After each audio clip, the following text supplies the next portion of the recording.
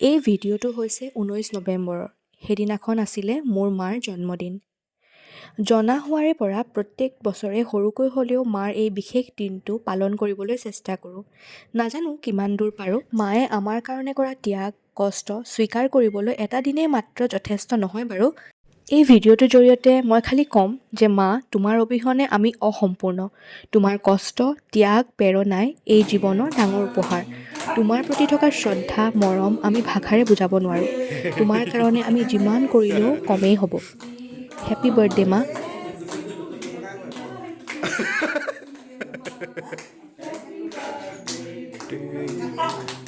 মাক বাৰ্থডেত কি গিফ্ট কৰিলোঁ সেইটো নেক্সট ভিডিঅ'ত মই দিম।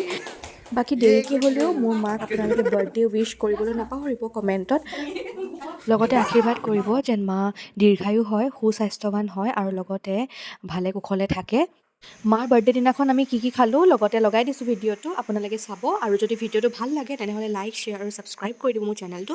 আৰু যদি ফেচবুক বা ইনষ্টাগ্ৰামত চাই আছে তেনেহ'লে প্লিজ মোৰ পেজকেইখন ফ'ল' কৰি দিব। তেনেহ'লে আজিলৈ ইমানেই।